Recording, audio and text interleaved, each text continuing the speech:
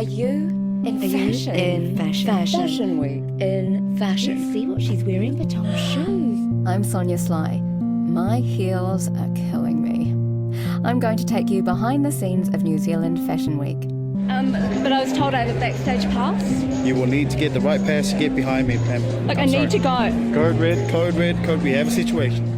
We're going beyond the air kisses and bloggers taking outfit shots and numerous selfies with their fashion BFFs. Oh my God. To talk about what's hot and what's best forgotten.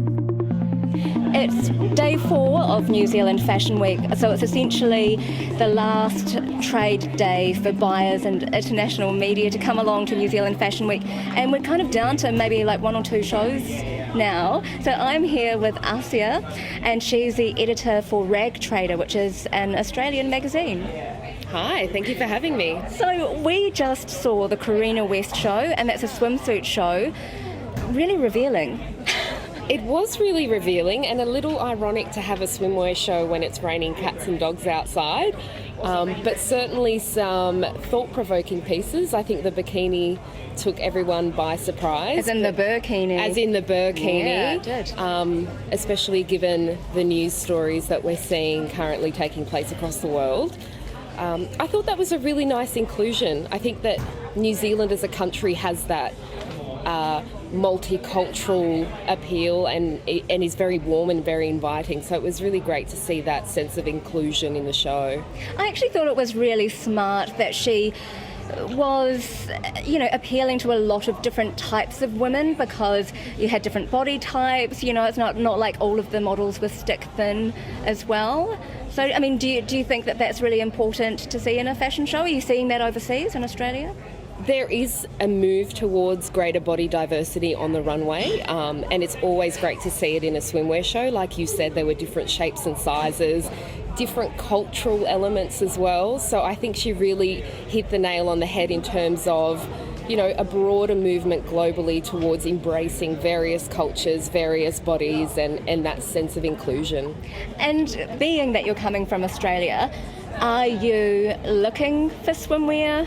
Look, it has to be said that Australia owns the swimwear market globally. It's something that we're very well known for, whether it's a commercial brand like Sea Folly or a designer swimwear brand like Zimmerman. But I always think there's room for a variety of voices in that space. So we're not necessarily looking to cover swimwear per se, but mainly just designers that have a unique point of view and a unique statement to make to the market.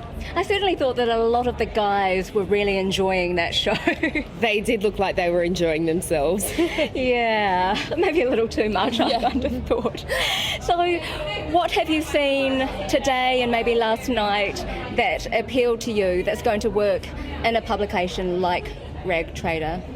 I think that there were some really great emerging designer brands that we haven't seen before, and there is a trio of us who are over from Australia who are newspaper and business reporters, and we all ran backstage for Motel Bible yesterday. So that was an amazing label. I loved Motel Bible. Yeah. It's a kind of like fall out of your seat kind of designer. Really exciting. Really exciting. And we spoke to her backstage, and she's really good at using a mix of unexpected fibres and fabrics. So for instance, she had bath mat material on one of the garments, and she sort of contrasted that with leathers and thick cable knit wools, and it's quite a unique perspective. So that was really refreshing to see. That's what New Zealand is known for, I think. I think what was also interesting in her collection is that she brought out the kind of the lighter, so a white palette, and then it changed to a darker kind of, was it rich reds and a little bit of black as well, but her collection was quite structured. Absolutely, yeah, and there were a lot of technical elements to how she constructed the garments, and again, I think that's what New Zealand is known for. Perhaps not swimwear, but maybe, with the bikini tapping into a bigger trend, it could be something to watch out for. But New Zealand is very much about structured, intelligent, dark, inky palettes, and it was really refreshing to see that legacy continue through to the next generation of designers. Will collections like Motel Bible, I mean, I can see that working in New Zealand because we've got a colder climate. Is that going to work in Australia? I think absolutely. on the broader global market, there's always room for that level of sort of tailoring and premium fabrication. So I think traditionally, yes, New Zealand has been the kind of market that gravitates towards that, but there's designers like Rick Owens that have that amazing sensibility, and he's one of the most iconic designers of all time. So I think that there is a broader hunger for that sexy gothic look globally. What is it that you're actually looking for when you come to New Zealand Fashion Week? Is this your first time?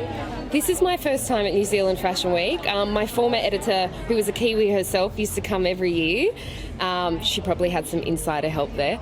But for me personally, we are a fashion business magazine, so we are looking, yes, at trends, but also, how New Zealand designers are structuring their businesses, what they're looking for, how they operate their business models, and obviously what their point of difference is from other designers in the Asia Pacific market. Would you say that what you've seen here is different from what you're seeing over in Australia, like Melbourne Fashion Week? Would you draw any parallels at all between what you've seen here and there? I think there's been moments of pure creative, strength. Overall, I find that some of the collections have been a bit more commercial and a bit more simple. Disappointing, do you think? I don't think necessarily disappointing, but I think that New Zealand has a reputation for producing some of these really strong designers like Zambezi and Nom D, and perhaps they're not on the schedule, and this is why we're seeing a bit more of a commercial flair as opposed to an artistic one. But there have certainly been moments in each collection where there's been a standout runway piece. So I think when it comes to presenting collections on the runway, it would be great to see a lot more of that for the future instalments. How many fashion weeks do you attend a year?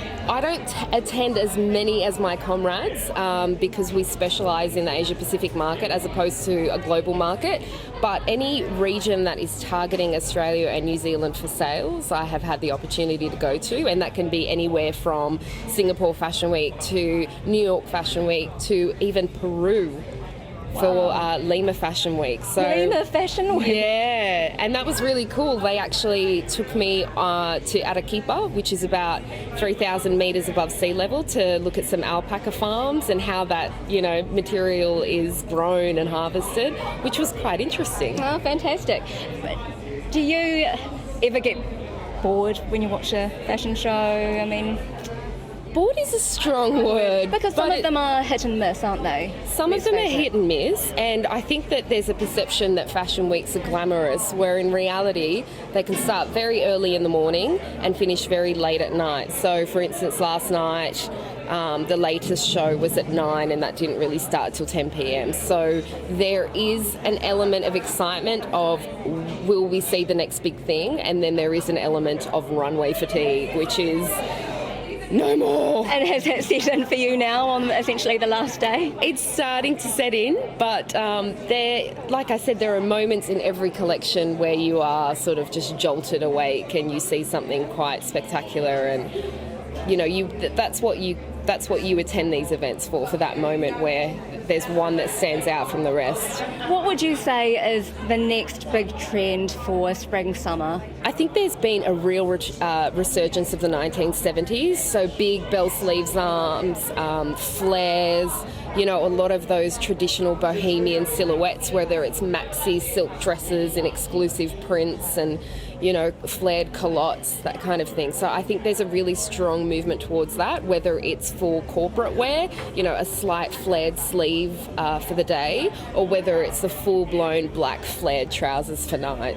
Definitely going in that direction. And can you tell me, I guess, the biggest fashion mistake that you've ever made? Can you think of anything off the top of your head? The biggest fashion mistake I've ever made? I don't know, the 90s was a pretty bad era. There were, the big slogan t-shirts, the cargo pants that, everyone wanted to wear. I would say they're up there. And then obviously born in the 80s, there was a lot of polyester and puffy sleeves and prom dresses, so we all have those secrets. So are your feet killing you on day 4? I mean, you've got some spectacular boots that go right up to your mid-thigh. What do they like to wear? Look, they are comfortable as long as you don't compete in any running events, walking events, or any type of athletic event. I've seen a lot of colleagues walk around in flat Converse and Adidas sneakers, and that is another big trend. Unfortunately, I didn't get the memo for that trend, so I'm suffering for my sins this week, but not long to go now. I've been speaking with Assia Benmedjdoub on day 4 of New Zealand Fashion Week. You've been listening to My Heels Are Killing Me. I'm Sonia Sly. To find out more or to listen again, head to our podcast page on the rnz.co.nz website.